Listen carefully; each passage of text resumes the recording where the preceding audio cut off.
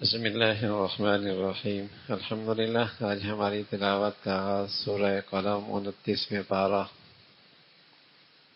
قسم ہے قلم کی، آپ مجنون نہیں ہیں، آپ تو بہت اعلیٰ اخلاق پر فائز ہیں، آپ کے اخلاق بہت بلند ہیں۔ حضرت عائشہ فرمایا کرتی تھی رضی اللہ تعالیٰ عنہ، اللہ کے نبی کے اخلاق پوچھتے ہو؟ سارا قرآن کی زندگی نبی کا خلق ہے، نبی کا اخلاق ہے۔ قرآن بول کا نام ہے، الفاظ کا نام ہے، اور نبی کی زندگی قرآن کے عمل کا نام ہے۔ اور آپ علیہ الصلاۃ والسلام کے اخلاق مقابلے میں انتہائی پست اخلاق، کمینگی اور گھٹیا حرکت کرنے والے، چغل خور، نیکی سے روکنے والے، بد زبان، گناہوں میں بہت تجاوز کرنے والے، نسب ہی ان کا ٹھیک نہیں ہے قرآن کہتا ہے۔ اور یہ سب کچھ کیوں؟ ان کے پاس مال بہت، اولاد بہت۔ ولید بن مغیرہ مشرکوں کا ایک سردار تھا، اس کی مذمت فرمائی۔ پھر یمن کے قریب ایک باغ تھا، اس باغ کا واقعہ بڑا سبق آموز، عبرتناک۔ باغ کا مالک بڑا خدا ترس اللہ والا، اپنی اس آمدنی سے بہت سارا مال اللہ کے لیے خرچ کرتا تھا، ضرورت مندوں پہ صرف کیا کرتا تھا۔ اولاد آئی، کچھ زیادہ ہی روشن خیال آئی اور زیادہ ہی کچھ اپنے آپ کو ابا سے سمجھدار سمجھنے لگی۔ اس نے کہا ہمارا ابا اپنے ہاتھوں میں کمائی دوسروں پہ خرچ کر دیتا ہے، ہم سب خود سمیٹ لیں گے، اس لیے کہ ہماری ضروریات، اخراجات بہت بڑھ گئے ہیں، ہم کیوں دوسروں پہ خرچ کریں؟ نیتیں غلط ہو گئیں، ارادے غلط ہو گئے، اللہ نے سارا باغ ملیا میٹ کر دیا۔ پتہ نہیں کون کس کی قسمت سے کھاتا ہے بھائی، کون قسمت کس کی قسمت سے کھاتا ہے، اور کس کو کس کے بدلے میں اور کیسے اللہ رب العزت دے رہا ہوتے ہیں۔ لیکن جب کوئی آدمی اپنی دولت سے دوسروں کو محروم کرتا ہے اور اکیلا خود ہی نفع اٹھاتا ہے تو کوئی زیادہ عرصے تک نفع نہیں اٹھا سکتا، پھر زیادہ دیر تک وہ نفع نہیں اٹھا سکتا۔ اس کا تذکرہ فرمایا۔ پھر کل قیامت میں بے نمازیوں کی عبرت اور ان کے لیے حسرت کہ کمر جھکانا چاہیں گے نہیں جھک سکتی، ان کا کمر تختہ بن جائے گی سیدھی۔ یہ وہ لوگ ہوں گے، نظر آئے گا دنیا میں انہیں اللہ کے گھر کی طرف بلایا جاتا تھا، اللہ کے سامنے جھکنے کی انہیں آواز دی جاتی تھی، لیکن یہ تھے ان کے پاس فرصت نہیں تھی، وقت نہیں تھا، ان کی مذمت فرمائی۔ پھر سورہ حاقہ ہے، قیامت کا ایک نام حاقہ بھی ہے، اور اس کا منظرنامہ ذکر فرمایا، کس طرح دنیا کا یہ نظام درہم برہم ہو جائے گا اور پھر قیامت قائم ہوگی، نیکیاں اور بدیوں کا سلسلہ ہوگا۔ لیکن ایک قانون اللہ نے بتا دیا، فرما بردار اور مجرم، نیک اور بد، ظالم اور مظلوم ایک صف میں نہیں کھڑے ہوں گے، ایک صف میں نہیں کھڑے ہوں گے، وہاں سب کا فیصلہ الگ ہوگا۔ نیکوں کے ہاتھ میں جب نیکیوں کا نامہ اعمال ملے گا تو دنیا سے کہیں گے دیکھو میرا رزلٹ بڑا شاندار آیا ہے، ہاں وہ مقرؤ کتاب پڑھو ذرا، میرا رزلٹ بڑا شاندار ہے۔ اور اتنے شاندار رزلٹ کے پیچھے وہ میرا سوچ تھی، وہ میرا عقیدہ تھا، وہ میرا نظریہ تھا، مجھے یقین تھا کہ اس دن سے مجھے ملاقات ہونی ہے، یہ دن مجھے پیش آنا ہے۔ آج اللہ نے مجھے کامیاب فرمایا۔ اور اس کے بالمقابل جن کو نامہ اعمال بائیں ہاتھ میں، تو انہیں حسرت ہوگی، نہ مال کام آیا، نہ اولاد کام آئی، نہ تعلقات کام آئے، حسرت، ندامت، شرمندگی، زنجیروں میں جکڑے گھسیٹ کر جہنم میں ڈالا جائے گا۔ یہ وہی لوگ ہیں جو مرنے کے بعد کی زندگی پہ اعتماد اور یقین نہیں رکھتے تھے اور اپنے مال و دولت سے اکیلا ہی نفع اٹھاتے تھے، ضرورت مندوں کی مدد نہیں کرتے تھے۔ ان کے لیے غذا اور وہاں پینا پیپ ہوگی اور خون ہوگا جہنمیوں کے زخموں کا، اس کا تذکرہ فرمایا۔ پھر سورہ معارج کا تذکرہ ہے، کفار کہتے تھے آپ کا کب آئے گا عذاب؟ تو فرمایا اس عذاب مانگتے ہیں بہت جلدی آئے گا، قیامت کا دن ایسی ہوگی جہاں پہاڑ بھی ایسے سیاہ جیسے تیل کی تلچھٹ کی طرح یہ سیاہ، اور اس طریقے سے اوپر ان کا رنگ بدل جائے گا، نظام بدل جائے گا۔ اور پھر انسان کی کمزوری کہ وہاں تو یہاں تو بس اوقات اولاد کے لیے اللہ کو ناراض کر دیتا ہے، بال بچوں کے لیے اللہ کو ناراض کر دیتا ہے، اولاد بس اوقات ماں باپ کے لیے ماں باپ کے خاطر اللہ کو ناراض کر دیتی ہے۔ لیکن جب وہاں مجرم کو سزا ملے کہ تو کہے گا اللہ مجھے بچا لے، میری اولاد کو میرے بدلے میں جہنم میں جھونک دے، میرے والدین کو ڈال دے، میرے فلاں کو ڈال دے۔ اللہ کہتا ہے نہیں، مجرم کو صرف سزا ملے گی۔ آج تو اسی کو سزا پانی ہے جس نے جرم کیا ہے، جس نے نافرمانی کی ہے، اسی کا تذکرہ ہے، اس کا ذکر فرمایا۔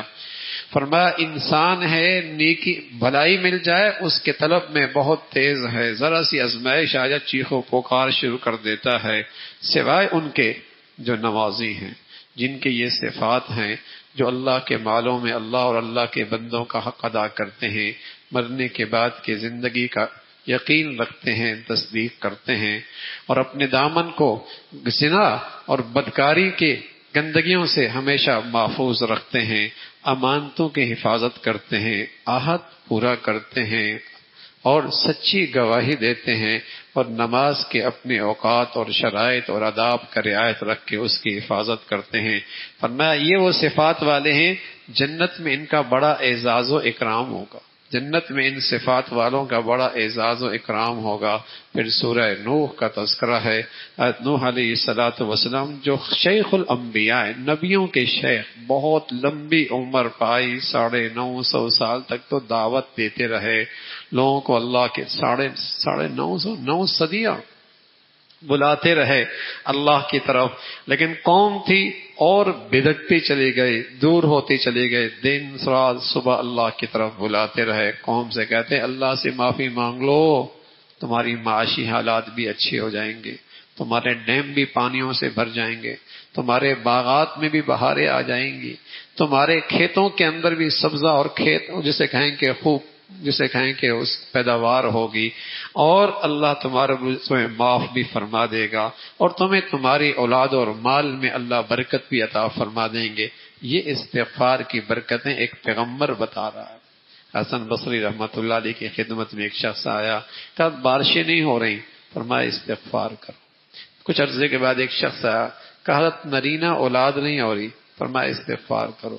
کچھ دنوں کے بعد ایک شخص آیا، معاشی طور پہ بڑی پریشانی اور تنگی ہے، فرمایا استغفار کرو۔ پاس بیٹھنے والوں نے کہا بیمار مختلف ہیں، دوا ایک تجویز کر رہے ہیں، بیماریاں مختلف ہیں، دوائی آپ سب کو ایک ہی دے رہے ہیں۔ فرمایا قرآن نے کہا ہے جو استغفار کرتا ہے اللہ اس کی مال و دولت میں اور اس کی اولادوں میں برکت عطا فرما دیتا ہے، اللہ ان کو رحمت کی بارشیں دے دیتا ہے۔ اور ایک آیت یہ بھی ہے جو استغفار کرتا ہے اس کی قوت اور صحت میں بھی اللہ برکت اور اضافہ فرما دیتے ہیں۔ اور نبی علیہ الصلوۃ والسلام نے بھی فرمایا کہ جو آدمی کثرت سے اللہ سے معافیاں مانگتا ہے، اس دنیا میں اللہ اسے 3 انعام دیتا ہے، ہر تنگی سے راستہ نکال دیتا ہے، ہر پریشانی ختم فرما دیتے ہیں، ہر غم ختم ہو جاتا ہے، اور اس کی ضروریات وہاں سے پوری ہوتی ہیں کہ اس کے وہم و گمان کے اندر بھی نہیں۔ لیکن مسلمان سچی توبہ بھی نہیں کرتا نا، کہتا ہے کچھ گناہ تو کرنے ہی پڑیں گے نا، اگر سب کچھ چھوڑیں گے تو کاروبار کیسے ہوگا، زندگی کیسے گزرے گی، اسٹیٹس کیسے باقی رہے گا، کچھ تو چھوڑنے ہی پڑیں گے۔ تو جب سچی توبہ نہیں کرتا اور سچی معافی نہیں مانگتا تو معافی کی برکات سے بھی محروم رہتا ہے۔ پھر اللہ رب العزت نے سورہ نوح کا تذکرہ فرمایا، جب قوم نہ مانی اور اپنے بتوں کی پرستش کرنے لگی، یاغوث کی یعوق کی بتوں کے نام ہیں جو بڑے بزرگ ہوا کرتے تھے، انہوں نے ان کے مورتیاں بنا رکھی تھی، انہی کے سامنے نظر و نیاز دیا کرتے تھے، ان کے سامنے حاجتیں مانگا کرتے تھے، ان کے سامنے سجدے کیا کرتے تھے۔ تو اللہ کے نبی حضرت نوح علیہ الصلوۃ والسلام نے فرمایا اللہ اب ان سے کوئی امید نہیں ہے، ان کی تو صفائی فرما دے اور زمین کو ان کی گندگی سے پاک کر دے۔ حضرت نوح کی یہ دعا ہوئی کہ ساری قوم طوفان سے غرق ہو گئی، سوائے وہ چند 80-83 آدمی کی تعداد تھی جو آپ کی کشتی پہ سوار ہوئی، محفوظ ہو گئی، باری ساری قوم طوفان نوح سے غرق ہو گئی۔ پھر سورہ جن کا تذکرہ ہے، اللہ کے مخلوق جنات بھی ہے۔ رسول اللہ صلی اللہ علیہ وسلم ایک سفر میں تھے، قرآن سنتے ہیں، قرآن سن کر ایمان لے آئے اور اپنے قوم کے پاس اس پیغام کو پہنچاتے ہیں، اس کا تذکرہ فرمایا۔ پھر اللہ کے گھر کی عظمت کا تذکرہ ہے، مساجد اللہ کے گھر ہیں اور ان کا حق ہے کہ یہاں صرف اللہ کے تذکرے ہوں، یہاں صرف اللہ کے تذکرے ہوں۔ پیغمبر آپ بھی کہہ دیں نفع نقصان کا مالک تو اللہ ہے، اس کا علم بھی اللہ، ہر چیز کا علم بھی اللہ کے پاس ہے۔ پھر آپ علیہ الصلوۃ والسلام کو محبت بھرے انداز میں اللہ نے پکارا۔ ایک کملی اوڑھنے والے، آپ لیٹی ہوئی تھے، چادر اوپر کی ہوئی تھی، تو قرآن کی آیتیں اتری، یا ایھا المزمل، اے چادر لیے ہوئے، قم اللیل، رات کی عبادت کر، جس میں آپ کی زندگی کے مختلف گوشوں کا ذکر ہے۔ آپ رات کا قیام، اللہ کی فرما برداری، قرآن کی تلاوت، تہجد میں اٹھنا، جہاد کرنا، مجاہدے اٹھانا، یہ سب اس صورت کے اندر تذکرے ہیں۔ اور پھر اللہ نے اہل ایمان کے لیے تخفیف اور آسانی فرما دی۔ ساری رات تہجد اللہ کے نبی تو پڑھ لیا کرتے تھے، بس اوقات آدھی رات کھڑے ہوتے تھے، امت کے لیے آسانی فرما دی۔ نہ رات ساری ضروری ہے، نہ رات آدھی ضروری ہے، نہ رات کا تہائی حصہ ضروری ہے۔ کچھ گھڑیاں بھی اگر رات کے تم کچھ حصے میں کھڑے ہو جاؤ گے تو یہ تمہاری دینی زندگی کی ترقی کا بہت بڑا ذریعہ ہے، اس میں تمہاری روحانیت میں بہت اضافہ ہوگا، اس کا تذکرہ فرمایا۔ پھر سورہ مدثر ہے، اس میں بھی اللہ کے نبی صلی اللہ علیہ وسلم کو اللہ کا پیغام عام کرنے کی تلقین ہے، پیغام ہے۔ بڑا سرکش تھا ولید بن مغیرہ، اس کے پاس دولت تھی، مال تھا، لیکن نافرمانی بھی انتہا درجے کی تھی، اور انتہا درجے کا آپ کا دشمن تھا، آپ کو سحر کہتا، جادو کہتا۔ تو فرمائے جب جہنم میں جائیں گے تو جہنم کے دروغوں کے دلوں میں ان کے لیے کوئی نرمی نہیں ہے، کوئی نرمی نہیں ہوگی، اور انہیں جہنم میں جھونک دیا جائے گا، اور سب اس لیے ہوگا کہ نماز نہیں پڑھتے تھے، مرنے کے بعد کی زندگی پہ یقین نہیں تھا، ضرورت مندوں کو کھانا نہیں کھلایا کرتے تھے، بے دینوں کے ساتھ بیٹھ کر یہ بھی بے دینی کی باتیں کیا کرتے تھے۔ یہ جہنمیوں کی علامات ہیں، اور یہ جہنمیوں کے کام ہیں، یہ جہنمیوں کے کام ہیں۔ اللہ محفوظ فرمائے۔ سورہ قیامہ کا تذکرہ ہے۔ سورہ قیامہ، اللہ کی قدرت، قیامت آنے والی ہے، اور اس کی قدرت دیکھو نا، اس ذات نے تو پورے پیدا فرمایا، پورے دنیا دستخطوں پہ آئی، نئے نئے انداز آئی، پھر اسی پہ آئی، انگوٹھا لگا دو۔ سبحان اللہ، اس چھوٹے سے حصے میں اللہ نے کیا اپنی قدرت دکھائی ہے۔ کھربوں انسان ہیں، ہر شخص کا پورا دوسرے سے مختلف ہے، اس میں کتنی لکیریں مختلف ہو سکتی ہیں۔ سبحان اللہ، یہ اللہ کی قدرت کا شہکار ہے پورا۔ ہاں، فرمایا جو ذات یہ کر سکتی، اربوں انسان ہیں، ایک کا دوسرے سے نہیں ملتا۔ کیا اللہ کا نظام ہے۔ وہی ذات ہے جو انسانوں کو دوبارہ زندہ کرے گی۔ قرآن اترتا تھا اور آپ علیہ الصلوۃ والسلام جبرائیل کے پڑھنے کے ساتھ جلدی کیا کرتے تھے، کوئی لفظ رہ نہ جائے۔ اللہ نے تسلی دی، آپ جلدی نہ کریں، کوئی چیز آپ سے نہیں بھولی جائے گی، آپ کو سب سینے میں محفوظ ہو جائے گا، اس کا تذکرہ فرمایا۔ پھر قیامت کا تذکرہ، دو گروہ فلاح پانے والے، بدبخت اور ناکام ہونے والے، اس کا تذکرہ فرمایا۔ انسان کو یوں ہی نہیں پیدا کیا بیکار، کہ بیکار زندگی ہے، با مقصد زندگی، با مقصد کام کے لیے پیدا فرمایا، اس کا تذکرہ ہے۔ پھر سورہ دہر ہے، اللہ نے انسان کو پیدا کیا، راستہ ہدایت کا دے دیا، لیکن اختیار ہے، نیکی کا راستہ، شکر کا راستہ، بدی کا راستہ، ناشکری کا راستہ، کون سا راستہ اختیار کرو گے، اس کے مطابق انعام اور سزا ہے، اس کا بھی اللہ نے اعلان کا تذکرہ فرما دیا۔ نافرمانوں کی سزا کا تذکرہ اور جنتیوں کا تذکرہ، کس انداز سے جنتوں میں ان کے لیے مشروبات ہوں گے، مسیحیاں ہوں گی، وہاں کے انعامات ہوں گے، اور وہاں معصوم موتیوں جیسے بچے ان کے لیے مشروبات لے کے آ رہے ہوں گے، اس کا تذکرہ فرمایا۔ اور کچھ مہمان خصوصی بھی ہوں گے اللہ کے۔ آپ کے گھر میں کچھ مہمان آتے ہیں نا، تو بعض تو وہ ہیں چوکیدار پانی پلا دیتا ہے، بعض وہ ہوتے ہیں آپ کے بیٹے اس کو پانی پلاتے ہیں، اور بعض ایسے بھی ہوتے ہیں آپ کھڑے ہو کر خود پانی پلا رہے ہوتے ہیں، خود پلا رہے ہوتے ہیں۔ اللہ کہہ رہا وَسَقَاهُمْ رَبُّهُمْ شَرَابًا طَهُورًا، کچھ اللہ کے جنت میں مہمان ایسے ہوں گے جن کو اللہ خود پلا رہے ہوں گے۔ سبحان اللہ، اس کا اپنا مزہ ہے۔ ہاں، محبوب کی محبت مل جائے نا، محبوب کی محبت مل جائے، اور پتہ چلے کہ یہ روٹی محبوب نے بنائی ہے، اور یہ کھانا محبوب نے بنایا ہے، اور یہ چیز محبوب نے میرے لیے تیاری کی ہے، تو صرف اس کے تصور سے بھی مزہ آتا ہے، صرف اس کے تصور سے بھی مزہ آتا ہے۔ اور جسے اللہ کی محبت نصیب ہو جائے، اور پھر اس آیت میں بھی اپنا مزہ ہے، وَسَقَاهُمْ رَبُّهُمْ شَرَابًا طَهُورًا، جنہیں محبوب حقیقی خود پلائیں گے، خود پلائیں گے۔ فرمایا یہ ساری دنیا کی اس محنت کا نتیجہ ہے آج اللہ کریم اس کی قدردانی فرما رہے ہیں. تم ہو دنیا کو تم نے سب کو سمجھ رکھا اور حقیقی زندگی بھول بیٹھے. قرآن تو نصیحت کی چیز ہے، کون ہے اس سے نصیحت حاصل کرے، اس کا تذکرہ. پھر سورہ مرسلات ہیں. کئی ساری قسمیں کھانے کے بعد قیامت کا دن، فیصلے کا دن، انصاف کا دن، جہاں ہر چیز بولے گی، سارا نظام درم برم ہو جائے گا. جنتیوں کے لیے، متقیوں کے لیے جنت کی نعمتیں. کیسے تم اس دن کو جھٹلاتے ہو؟ بڑی بربادی ہے قیامت کو جھٹلانے والوں کے لیے. اس کا تذکرہ فرمایا. پھر سورہ نبا ہے، قیامت کا تذکرہ. اس سے پہلے اللہ کی قدرت، آسمان کو دیکھو، زمین کو دیکھو، بادلوں کو دیکھو، کیسے پانی اٹھائے پھر رہے ہوتے ہیں، پھر برستا ہے، کیسے پھر گھنے باغات اگتے ہیں. وہ ذات قیامت کو بھی قائم کرے گی. متقی لوگوں کے لیے جنت کے تذکرے ہیں، جہاں اللہ کے بارگاہ میں کسی کو بولنے کی اجازت نہیں ہوگی، سب خاموش. جنہیں اللہ اجازت دیں گے صرف وہی بات کر سکیں گے. اور کافر کہے گا کاش اس ذلت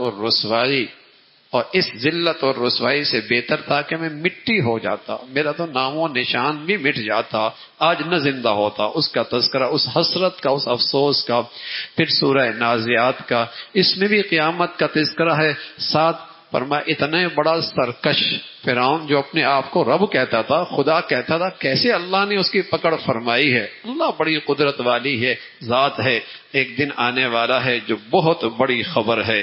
جو اللہ سے ڈرتے ہیں اور اللہ کی نافرمانی سے اپنے نفس کو روکتے ہیں، جنت ان کا ٹھکانہ ہے. پوچھتے ہیں قیامت کب آئے گی؟ فرمایا قیامت کا صحیح علم اللہ کے پاس ہے، لیکن دن کو آئے، شام کو آئے، کسی وقت بھی آ سکتی ہے. اس کا تذکرہ فرمایا. پھر سورہ عبس و ایک نبینا صحابی عبداللہ ابن مکتوم حضور علیہ الصلوۃ والسلام کے مجلس میں آئے اور آپ سرداران قریش کے سرداروں کو اکیلے بیٹھ کر نصیحت کر رہے تھے. اور اس خیال تھا یہ کبھی کبھی ہاتھ آتے ہیں تو آپ نے اس آنے والے نبینے صحابی کا، اور اسے بھی اندازہ نہیں تھا کہ آپ کسی خاص مجلس میں بیٹھے ہیں، آپ نے توجہ نہیں دی. تو اللہ رب العزت نے پیار کے انداز میں اپنے حبیب سے کہا یہ طلب والا ہے اور یہ چاہت والا ہے. جو آپ کے پاس بیٹھے یہ بے طلبے ہیں. جو طلب والا ہے اس کا حق پیدا ہے. اس کا تذکرہ فرمایا کہ دین میں جو بھی طلب لے کے آئے گا اس کا حق زیادہ ہے اور اس کا اللہ کے ہاں قدر زیادہ ہے. اس کا تذکرہ فرمایا. پھر قیامت کا دن ہے جہاں کوئی کسی کے کام نہیں آئے گا. ہر شخص دوسرے سے فرار اختیار کرے گا، یہاں تک کہ بیٹا باپ سے، باپ بیٹے سے، بیوی شوہر سے. سب اپنی اپنی، ہر ایک اپنی اپنی مصیبت میں گرفتار ہوں گے. ایمان والے باپ بیٹے کو کام آئے گا، بیٹا باپ کو کام آئے گا، بلکہ دوست کو بھی کام آئے گا. اگر نیکی کی بنیاد پر دوستی ہوئی وہ تو کام آئے گی. لیکن گناہوں کی زندگی کی نحوست ایسی ہے کوئی کسی کا نہیں ہوگا اور ان کے چہروں پہ سیاہی چھائی ہوگی. یہ وہ لوگ ہوں گے جو اللہ کی نافرمانی کرتے تھے. پھر قیامت کا ساری آیتوں میں تقریباً صورتوں میں آخرت کا تذکرہ ہے اور کس طرح دنیا کا یہ نظام درہم برہم ہو جائے گا، آسمان ٹوٹ پھوٹ جائے گا، سورج چاند بے نور ہو جائیں گے، جنگلی درندے شہروں کا رخ کریں گے، قیامت قائم ہو جائے گی. اور پھر فرمایا مردہ بچی سے پوچھا جائے گا، مردی کے بچی کے بارے میں پوچھا جائے گا تجھے زندہ درگور کس نے کیا، تجھے کیوں زندہ درگور کیا گیا. وہ پوچھے گی مجھے زندہ کیوں مار دیا گیا. یہ مشرکین مکہ کے ہاں تھا، قریشی اپنی بچیوں کو زندہ درگور کر دیا کرتے تھے. لیکن آج جدید دنیا کی جہالت میں جب یہ پتہ چل جاتا ہے کہ بچی ہے تو حمل ضائع کرا دیا جاتا ہے، بچوں کو اندر ہی مار دیا جاتا ہے. اللہ معاف فرمائے. یہ بھی قتل ہے. 3.5-4 مہینے کے بعد بچوں کو حمل ضائع کر دینا یہ بھی قتل ہے. روح آ گئی اور پھر قتل کیا تو قتل. جو مشورہ دیتا ہے وہ بھی قاتل، اور جو مارتا ہے، جو ضائع کرواتی ہے وہ بھی قاتل، اور جو اس رائے میں ساتھ دیتا ہے وہ بھی قتل میں شریک ہوتی ہے. اس کے بارے میں سوال. پھر قرآن کی عظمت کا تذکرہ ہے. امین فرشتہ جبرائیل امین قرآن لے کے آنے والے ہیں. پھر اذا السماء انفطرت واذا الکواکب انتثرت، قیامت کا منظرنامہ. ارے انسان اس ذات سے کیوں غافل ہو گیا جس نے تیری اتنی شاندار تخلیق فرمائی ہے اور اتنی اچھی تیری تصویر بنائی ہے. اگر آنکھیں تیری پیچھے کی طرف ہوتی اور ناک کہیں اور ہوتا تو بتائیے اللہ معاف فرمائے کوئی اس حال میں بچہ دنیا میں آ جائے تو کیسا لگتا ہے، کس قدر تکلیف دے اس کی زندگی ہوگی، لیکن اللہ نے ہر چیز ایسی بنائی ہے کہ اس سے اچھی ہو نہیں سکتی۔ لقمہ اٹھاتا ہے، سونگ بھی لیتا ہے، دیکھ بھی لیتا ہے، منہ میں بھی ڈال لیتا ہے۔ ایسا اللہ رب العزت نے نظم بنایا ہے۔ انسان پھر اس ذات سے تجھے کس نے غافل کر دیا؟ ایک دن آنے والا ہے، اگر اس غفلت میں زندگی گزاری تو نافرمانوں کا سلوک پھر دیکھے گا، اور جہنم اس کا ٹھکانہ ہوگا، اور جس دن صرف اللہ کا فیصلہ چلے گا، اور اللہ کے سوا وہاں اور کسی کا فیصلہ نہیں ہے، حکم اسی کا چلے گا۔ اللہ عمل کی توفیق نصیب فرما دے۔